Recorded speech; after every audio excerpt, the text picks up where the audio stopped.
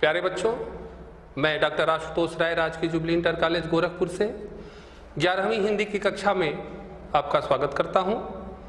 बच्चों, आज जिस शीर्षक पर आपसे वार्ता करने जा रहा हूं वह आपकी पाठ्य पुस्तक में पद्य खंड के अंतर्गत संकलित है।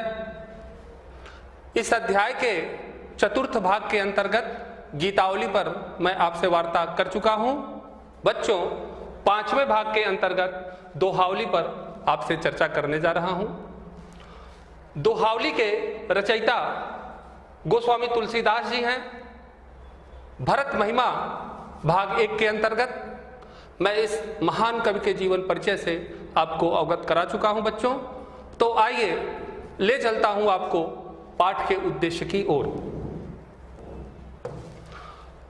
पाठ का उद्देश्य लोक जीवन के संबंध में महत्वपूर्ण बातों को समझना, सज्जन व्यक्ति के गुणों को समझना, राजा और सूर्य की समानता को समझना, अवसर के महत्व को समझना, कल्पना शक्ति का विकास करना, काव्य सौंदर्य से अवगत कराना। थोड़ी सी चर्चा बच्चों पाठ परिचय के अंतर्गत दोहावली के संबंध में मैं आपसे करना चाहूंगा। देखिए, दोहावली में विभिन्न दोहों के माध्यम से कवि ने लोक जीवन की शिक्षा दी है। मनुष्य के स्वार्थी स्वभाव, स्वाभिमान की रक्षा करते हुए किसी से मांगना, अपनी स्वाभाविकता को छोड़कर बनावटी व्यवहार न करने का संदेश, सज्जनता की परिभाषा, जीवन में अवसर को पहचानने की क्षमता आदि के संबंध में गोस्वामी तुलसीदास जी ने सार्थक उपदेश दिया है। आइए बच्चों, दोहावली के कुछ महत्वपूर्ण अंशों से मैं आपको अवगत कराता हूं। देखिए, हरो चरहि तापहि बरत फले पसारहि हाथ, तुलसी स्वार्थ मीत सब परमारथ रघुनाथ। गोस्वामी तुलसीदास जी ने मानस में भी संसार की स्वार्थपरकता का चित्रण किया है। सुर नर मुनि सब की यही रीति, स्वार्थ लागी करहि सब प्रीति। सुर, मनुष्य, मुनिजन सभी स्वार्थ के वशीभूत होकर ही प्रीति करते हैं। संसार के इसी स्वार्थी प्रवृत्ति का चित्रण बच्चों इस दोहे में तुलसीदास जी ने किया है। हरो हरे भरे चरहि चर जाते हैं। वृक्ष जब हरे भरे होते हैं तो पशु इसे चर जाते हैं। तापहि बरत, और वही वृक्ष जब सूख जाते हैं तो हम उन्हें जला डालते हैं। फले पसारहि हाथ, और उन वृक्षों पर जब फल लदे होते हैं तो हम अपने हाथ बढ़ाकर उन फलों को तोड़ लेते हैं। इस प्रकार से एक ही वृक्ष का हम अपने स्वार्थ की लालसा में भिन्न भिन्न रूप से उपयोग कर लेते हैं, उसका दोहन कर लेते हैं। तुलसी स्वार्थ मीत सब, गोस्वामी तुलसीदास जी कह रहे हैं कि संसार में सभी स्वार्थ के वशीभूत होकर ही मित्रता करते हैं। जाल परे जल जात वही तजमीनन को मोह, रहीमन मछरी नीर को तउन छाड़त छोह। जो मछली प्रतिपल जल में ही रहती है, जल के बिना जी नहीं सकती, किंतु जैसे ही वह जाल में फंसती है सबसे पहले जल उसका त्याग कर देता है। यहां कवि ने जल के स्वार्थी चरित्र के माध्यम से इस संसार के स्वार्थी चरित्र का वर्णन किया है। बच्चों, ठीक उसी तरह से गोस्वामी तुलसीदास जी भी कह रहे हैं कि संसार में सभी स्वार्थ के वशीभूत होकर ही मित्रता करते हैं। परमारथ रघुनाथ, बिना किसी स्वार्थ के दूसरों का लोक कल्याण करने वाले, परमार्थ करने वाले तो केवल श्री रघुनाथ जी ही हैं। अगले अंश में देखिए बच्चों, मान राखिबो मांगिबो पियसो नित नौनेहु, तुलसी तीनि उतब फबै जो चातक मत लेहु। चातक पक्षी का नाम आपने सुना होगा। चातक की सबसे महत्वपूर्ण विशेषता यह है बच्चों कि वह केवल स्वाति नक्षत्र के जल का ही पान करता है। स्वाति नक्षत्र के अतिरिक्त अन्य किसी स्रोत के जल का, झरना, नदी, सरोवर आदि का वह पान नहीं करता। यहां तक कि मरने के बाद भी वह अपनी चोंच को ऊपर उठा लेता है ताकि स्वाति नक्षत्र के अतिरिक्त किसी अन्य प्रकार के जल से उसका स्पर्श न हो। यह इस चातक का स्वाति नक्षत्र के प्रति दृढ़ प्रेम और अनुराग प्रदर्शित करता है और इसीलिए गोस्वामी तुलसीदास जी ने चातक को अपनी भक्ति का आदर्श माना। एक भरोसो एक बल एक आस विश्वास एक राम घनश्याम हित चातक तुलसीदास, कि जिस प्रकार से चातक केवल स्वाति नक्षत्र के जल का पान करता है, ठीक उसी तरह से गोस्वामी तुलसीदास जी भी केवल अपने को श्री राम के ही चरणों में अनुरक्त करते हैं, अन्य किसी के चरणों में नहीं। दूसरी महत्वपूर्ण विशेषता यह है बच्चों कि यह चातक सदैव अपनी चोंच को ऊपर उठाए रहता है। जो इसके मांगने का ढंग है वह स्वाभिमान पूर्वक मांगता है, दीनहीन होकर याचना नहीं करता है। और लोक व्यवहार की दृष्टि से यदि देखें तो उसके पास मांगने का विवेक है। वह यह जानता है कि हमें कहां मांगना चाहिए कि हमारी इच्छा पूर्ति हो सके।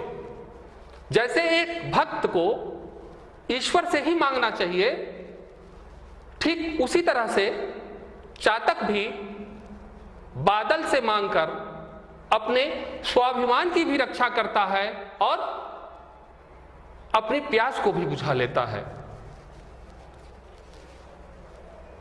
मान राखिबो, मांगने को लेकर रहीमदास जी ने कहा, रहीमन वे नर मर चुके जे कछु मांगन जाहि उनते पहले वे मुए जिन मुख निकसत नाही। जो मांगने जाता है वह तो वैसे ही दीनहीन है, किंतु जो व्यक्ति उसे मना कर दे देने से वह उससे भी पहले मरे हुए के समान है। इसलिए हमें किससे मांगना है ताकि हमारा सम्मान सुरक्षित रहे। लोक व्यवहार की दृष्टि से हमें इसका विवेक होना चाहिए और यह विवेक चातक के पास है। वह अपने सम्मान की रक्षा करते हुए मांगिबो मांगता है। जिस प्रकार से एक भक्त को ईश्वर के ही शरण में झुकना चाहिए, ईश्वर से ही मांगना चाहिए, ठीक उसी तरह से बच्चों यह चातक बादल से ही मांगता है। पियंस्तो नित नव नेहु, चातक पी कहां के स्वर में निरंतर कलरव करता रहता है और अपने इस स्वर से वह जैसे मानो ध्वनित करता है पिय कहां अपने प्रियतम बादल को खोजता है, तो निश्चित रूप से बादल भी उसके प्रति कहीं न कहीं अपना प्रेम प्रदर्शित करता है। बच्चों वह अपने स्वामी बादल के प्रति यहां सम्मान भी प्रदर्शित करता है और बादल के प्रति एक निष्ठता का भाव भी चातक में है। इसीलिए आचार्य शुक्ल ने कहा कि चातक का प्रेम लोक सुखदायी होता है, लोक को सुख देने वाला होता है। तुलसी तीनी तब फबय जो चातक मत ले हो। गोस्वामी तुलसीदास जी कह रहे हैं कि यह तीनों तभी शोभा देते हैं, फबय शोभा देते हैं, जो चातक मत ले, जब ग्रहण करने वाला चातक मत सिद्धांत, चातक के सिद्धांत का अनुसरण करता है। पुनः देखिए बच्चों, वृक्ष जब हरे भरे होते हैं तो पशु उसे चर जाते हैं, वही वृक्ष जब सूख जाते हैं तो हम उन्हें जलाकर ताप डालते हैं, और जब उन वृक्षों पर फल लदे होते हैं तो हम अपने हाथ बढ़ाकर उन फलों को तोड़ लेते हैं। गोस्वामी तुलसीदास जी कह रहे हैं ठीक इसी प्रकार से इस संसार में सभी स्वार्थ के वशीभूत होकर ही मित्रता करते हैं, संबंध स्थापित करते हैं। निस्वार्थ भाव से दूसरों का लोक कल्याण करने वाले तो केवल श्री रघुनाथ जी ही हैं। सम्मान की रक्षा करना, मांगना और अपने प्रिय बादल से नित्य नवीन प्रेम स्थापित करना। गोस्वामी तुलसीदास जी कह रहे हैं कि यह तीनों तभी शोभा देते हैं जब चातक के सिद्धांत का अनुसरण किया जाए। आइए बच्चों, इस अंश के काव्य सौंदर्य से आपको अवगत कराता हूं। गोस्वामी जी ने वृक्षों के माध्यम से संसार के प्राणियों की स्वार्थी प्रवृत्ति का चित्र अंकित किया है। चातक अनन्य प्रेम और भक्ति का आदर्श है। उसी को आधार मानकर व्यक्ति को अपने इष्ट से याचना अर्चना और नित्य प्रति नया प्रेम करना चाहिए। भाषा, ब्रजभाषा, अलंकार, अन्योक्ति एवं अनुप्रास, शब्द शक्ति, लक्षणा एवं व्यंजना, रस, शांत रस, छंद, दोहा। अगले अंश की ओर ले चलता हूं बच्चों आपको, ध्यान दीजिए। नहीं जाचत नहीं संग्रही शीस नाई नहीं ले, ऐसी मानी मांग नहीं को बारिद बिन दे। जाचत, याचना करना। यह जो चातक है दीनहीन होकर नहीं मांगता है। हमने बताया आपको कि उसकी चोंच सदैव ऊपर की ओर उठी रहती है। स्वाभिमानी ढंग से वह याचना करता है, जैसे एक भक्त भगवान से स्वाभिमान और विश्वास के साथ मांगता है, ठीक उसी तरह से चातक भी अपने प्रिय बादल से स्वाभिमान और विश्वास के साथ मांगता है। नहीं संग्रही, और ऐसा भी नहीं है कि वह प्राप्त होने पर आवश्यकता से अधिक संग्रह कर लेता है। ऊंट के पास एक विशेष थैली होती है और उस थैली में वह जल का संग्रह किए रहता है, और जब उसे प्यास लगती है तो वहां से पूर्ति कर लेता है। चातक ऐसा भी नहीं करता है। उसे जितनी आवश्यकता होती है मात्र उतना ही ग्रहण करता है। इस अर्थ में वह कबीर की इस सूक्ति का पालन भी करता है कि साईं इतना दीजिए जामे कुटुंब समाए, मैं भी भूखा ना रहूं साधु न भूखा जाए। शीस नाई नहीं ले, और मुख को सदैव ऊपर किए रहता है, और जैसे ही स्वाति नक्षत्र की बूंद गिरती है वह ग्रहण कर लेता है, उसे प्राप्त कर लेता है। शीश झुकाकर वह नहीं ग्रहण करता है। ऐसे स्वाभिमानी चातक को ऐसे मानी मांग नहीं, ऐसे मांगने वाले को, ऐसे स्वाभिमानी ढंग से मांगने वाले को बारिद बिन दे, भला बादल के अतिरिक्त और कौन दे सकता है। अर्थात ऐसे स्वाभिमानी और विश्वास से भरे हुए भक्त को ईश्वर के अतिरिक्त और कोई नहीं दे सकता। तुलसी पंछिन के पिए घटे न सरिता नीर, दान दिए धन ना घटे जो सहाय रघुवीर। जिस प्रकार से पंछियों के पीने से नदी का जल घटता नहीं है, ठीक उसी तरह से दान देने से भी धन नहीं घटता है, अपितु उसमें उत्तरोत्तर वृद्धि होती है। चरण चोंच लोचन रंगाओ चलो मराली चाल, क्षीर नीर विवरण समय बक उघरत ही काल। आपने मुहावरा सुना होगा बच्चों, बगुला चला हंस की चाल। इसी बात को इस दोहे में स्पष्ट किया गया है कि क्या बगुला लंबे समय तक हंस बनने का नाटक कर सकता है? नहीं कर सकता। यदि बगुला चरण अपने पैरों को, चोंच अपनी चोंच को, लोचन अपने नेत्रों को रंगाओ हंस की तरह लाल रंग में रंग ले, चलो मराली चाल, मराल अर्थात हंस, और हंस की चाल भी चलने लगे, तो क्या बगुला हंस बन पाएगा? ठीक उसी तरह से नहीं बन पाएगा जैसे काका कृष्ण पिका कृष्ण को भेद पिक काकयो वसंत समय प्राप्ते काकह काकह पिका पिका। कौवे और कोयल में कोई भेद नहीं होता है, रंग के आधार पर दोनों समान होते हैं, किंतु जब वसंत ऋतु आती है और कोयल मधुर स्वर में कलरव करना आरंभ करती है तो कौवे और कोयल का भेद स्वतः स्पष्ट हो जाता है। ठीक उसी प्रकार से बच्चों आगे देखिए कि बगुले का वास्तविक स्वरूप कैसे प्रकट होता है। क्षीर नीर विवरण समय बक उघरत ही काल। क्षीर नीर दूध और पानी को जब अलग अलग करने का प्रश्न उपस्थित होता है तो बगुले का वास्तविक स्वरूप प्रकट हो जाता है। बच्चों हंस जो है नीर क्षीर विवेकी कहा गया है। हंस के पास दूध और पानी को अलग अलग करने का गुण है, और बगुला दूध और पानी को अलग अलग नहीं कर सकता।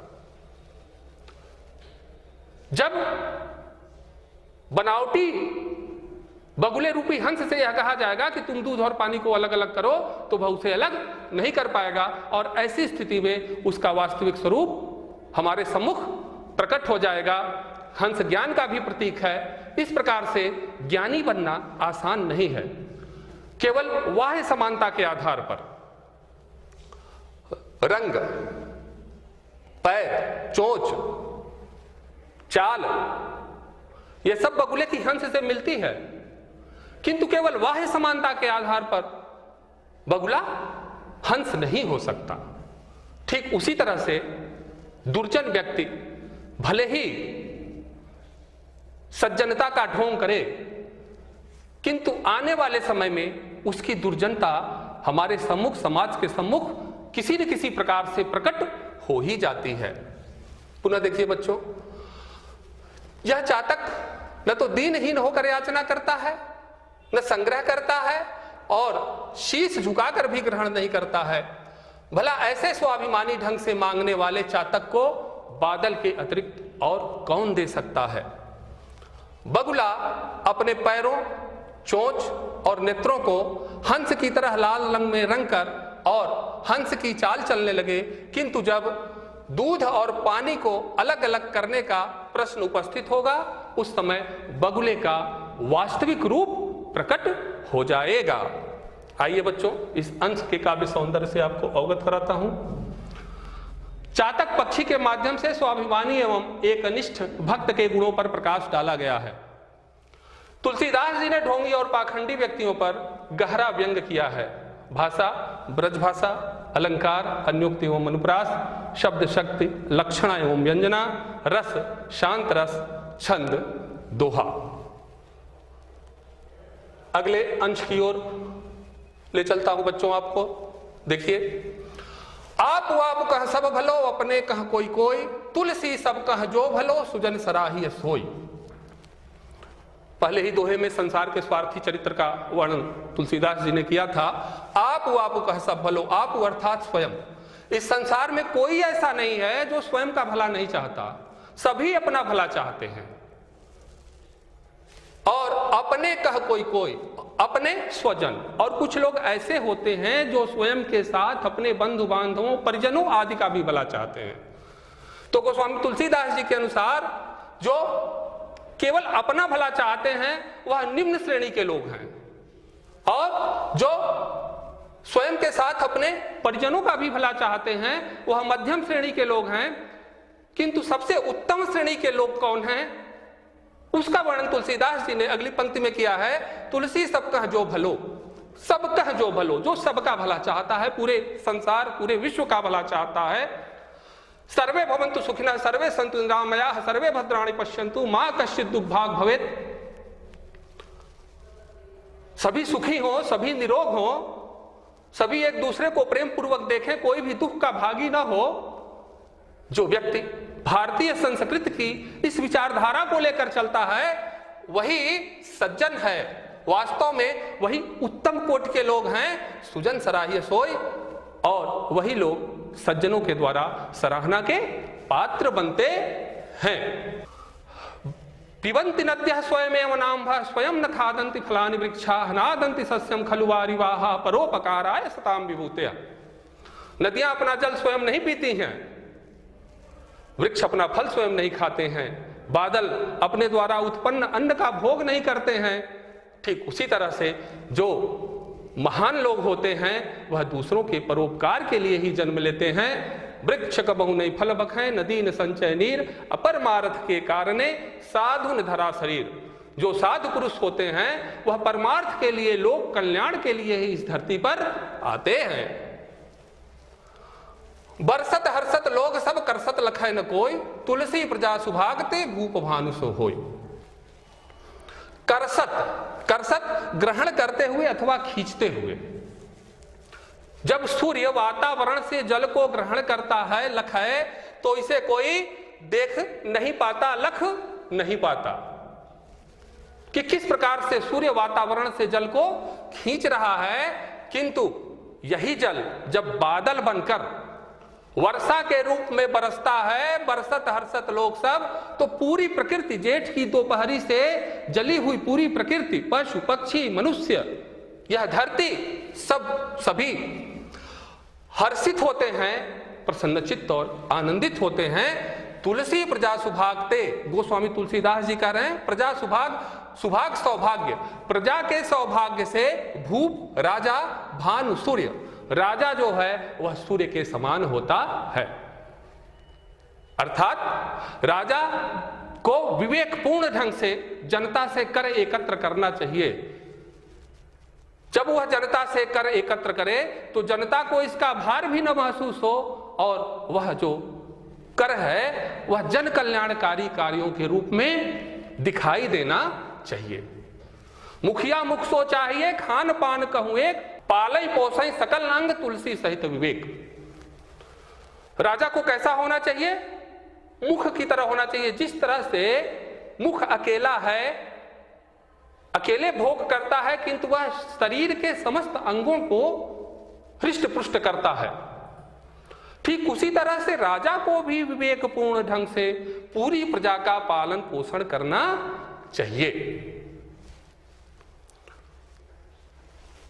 इस संसार में सभी अपना भला चाहते हैं और कुछ लोग ऐसे भी होते हैं जो स्वयं के साथ साथ अपने बंधु बांधवों परिजनों आदि का भी भला चाहते हैं, किंतु सबसे उत्तम कोटि के लोग वह हैं जो सबका भला चाहते हैं। वास्तव में वही सज्जनों के द्वारा सराहना के पात्र होते हैं। वातावरण से जल को ग्रहण करते समय अथवा खींचते समय कोई उसे देख नहीं पाता, किंतु वही जल जब बादल बनकर वर्षा के रूप में बरसता है तो पूरी प्रकृति हर्षित और आनंदित हो उठती है। गोस्वामी तुलसीदास जी कह रहे हैं कि प्रजा के सौभाग्य से ही राजा सूर्य के समान होता है। इस अंश के काव्य सौंदर्य को देखिए बच्चों। संसार में वही व्यक्ति सर्वश्रेष्ठ हैं जो सबकी भलाई के लिए तत्पर रहते हैं। तुलसीदास जी का मत है कि राजा को प्रजा से उतना ही कर ग्रहण करना चाहिए जो न्यायपूर्ण हो और कर से प्राप्त धन को ऐसे कार्यों में लगाना चाहिए जिससे प्रजा का कल्याण हो। भाषा ब्रज भाषा, अलंकार अनुप्रास, शब्द शक्ति लक्षणा, रस शांत रस, छंद दोहा। आइए बच्चों, एक अन्य महत्वपूर्ण अंश से आपको अवगत करा रहा हूं, ध्यान दीजिए। मंत्री गुरु अरु वैद जो प्रिय बोल ही भयास, राज धर्म तन तीन कर होई बेग ही नास। भय आस, भय के वशीभूत होकर, भय के कारण कौन भय के वशीभूत हो जाए? मंत्री गुरु अरु वैद, राजा का मंत्री, राजा को सलाह और परामर्श देने वाला मंत्री, शिष्य को शिक्षा देने वाला गुरु और रोगी को परामर्श देने वाला चिकित्सक। तो मंत्री, गुरु और चिकित्सक जब ये तीनों भय के वशीभूत होकर प्रिय बोलने लगे तो उसका परिणाम क्या होगा बच्चों? आइए अगली पंक्ति में देखते हैं।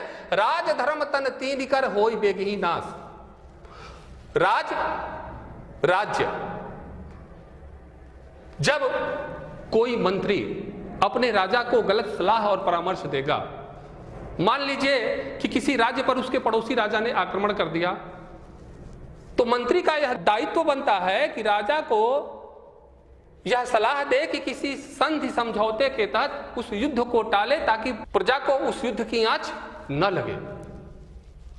किंतु यदि मंत्री यह देखता है कि राजा तो युद्ध करना चाहता है और राजा के भय से वह उसे उचित सलाह नहीं देता है, जो राजा को प्रिय लगता है, युद्ध की बात ही कहता है, तो बच्चों ऐसे राज्य का धर्म गुरु अपने शिष्य से भयभीत हो जाए कि हमें अपने शिष्य को उचित और अनुचित का विवेक नहीं कराना है। भयवश गुरु का यह धर्म है कि वह अपने शिष्य को अनुचित मार्ग पर जाने से रोके, किंतु भय के वशीभूत होकर गुरु अपना यह धर्म भूल जाए तो ऐसे गुरु के धर्म का, और कल्पना कीजिए, मान लीजिए कि कोई मधुमेह का रोगी किसी चिकित्सक के पास जाता है और वह चिकित्सक उसे मधुमेह की दवा तो लिख देता है, किंतु उस रोगी से भय के कारण उसे यह परामर्श नहीं देता कि जब तक तुम मीठा खाना नहीं छोड़ोगे यह दवा कोई काम नहीं करेगी। तुम्हारी यह बीमारी ठीक नहीं होगी। तो ऐसे रोगी के शरीर का हो ही नाश ही नहीं होता है, बेग ही अर्थात शीघ्र ही नाश हो जाता है। तुलसी पावस के समय धरी को खिलन मौन, अब तो दादुर बोली है हमें पूछी है कौन। पावस देख रही मन कोयल साधे मौन, अब दादुर वक्ता भय हमें पूछी है कौन। रहीमदास ने भी यही बात अपने यहां लिखी है। तुलसीदास जी कह रहे हैं पावस अर्थात वर्षा ऋतु। वर्षा ऋतु के आगमन पर धरी कोकिलन मौन, कोकिलन कोयल मौन साध लेती है, चुप हो जाती है। क्यों? जब वह देखती है कि अब तो दादुर बोली है। दादुर अर्थात मेढक। इस वातावरण में केवल मेढकों की टर टर ही गूंज रही है, केवल उन्हीं की आवाज सुनाई दे रही है। हमें पूछिए कौन, हमको कौन पूछेगा। तो कोयल जब देखती है कि प्रतिकूल परिस्थिति उत्पन्न है तो वह मौन साध लेती है और पुनः वसंत ऋतु आने का, अनुकूल परिस्थिति का इंतजार करती है, उसकी प्रतीक्षा करती है। रहीमन चुप हो बैठिए देख दिनन के फेर, जब नीके दिन आई है बनत न लगी है देर। बच्चों, जीवन में जब भी प्रतिकूल परिस्थिति उत्पन्न हो, जैसे ये कोरोना काल भी पूरे समाज के लिए प्रतिकूल स्थिति है, ऐसी प्रतिकूल स्थिति में हमें मौन साध कर शक्ति और ऊर्जा का संचय करना चाहिए। और जैसे ही यह विपरीत काल समाप्त होगा, जब अच्छे दिन आएंगे तो निश्चित रूप से बनत लगी है देर, हमारे आपके कार्य को बनते देर नहीं लगेगी। एक बात और कब यहां पर कहना चाहता है कि दादुर बोली है, वह समूह में बोलते हैं और उनकी आवाज सुनते सुनते कान फटने लगते हैं। तो जब दुष्टों की शक्ति बढ़ जाए, दुर्जनों की शक्ति बढ़ जाए, तो उस समय भी सज्जन व्यक्ति को कुछ देर के लिए मौन साध लेना और उचित और अनुकूल समय की प्रतीक्षा करना ज्यादा उचित होता है। तो इस प्रकार से जीवन में हमें अवसर के महत्व को भी पहचानना चाहिए कि कौन सा अवसर हमारे प्रगति और विकास में वृद्धि कर सकता है। यह भी सीख हमें कोयल से लेनी चाहिए। आइए बच्चों, पुनः देख लीजिए बच्चों, मंत्री, गुरु और चिकित्सक भय के वशीभूत होकर प्रिय बोलने लगे तो ऐसे राजा के राज्य का, गुरु के धर्म का और रोगी के शरीर का शीघ्र ही नाश हो जाता है। गोस्वामी तुलसीदास जी कह रहे हैं कि वर्षा ऋतु के आगमन पर कोयल मौन हो जाती है, चुप हो जाती है, क्योंकि वह देखती है कि पूरे वातावरण में मेढकों की आवाज गूंज रही है, उसके स्वर को, उसकी आवाज को कोई पूछने वाला नहीं है, तो वह अनुकूल समय की प्रतीक्षा में मौन हो जाती है। इस अंश के काव्य सौंदर्य को देखिए बच्चों। मंत्री, गुरु और चिकित्सक को बिना किसी भय के अपने दायित्व का पालन करना चाहिए। दुष्टों की शक्ति बढ़ जाने पर सज्जनों की बात कोई नहीं सुनता, अतः उन्हें चुप रहकर समय की प्रतीक्षा करनी चाहिए। भाषा, ब्रजभाषा, अलंकार, अनुप्रास और अन्योक्ति, शब्द शक्ति, व्यंजना एवं लक्षणा, रस, शांत रस, छंद, दोहा। बच्चों, आज जिस पाठ शीर्षक का हमने अध्ययन किया उससे संबंधित कुछ अभ्यास कार्य आपको बता रहा हूं। प्रश्न 1, निम्नलिखित अंशों के आधार पर नीचे दिए गए प्रश्नों के उत्तर दीजिए।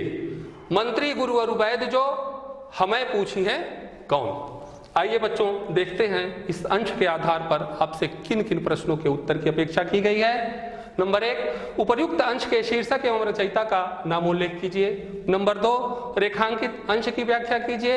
नंबर 3, मंत्री, गुरु और चिकित्सक को किस प्रकार अपने दायित्व का पालन करना चाहिए।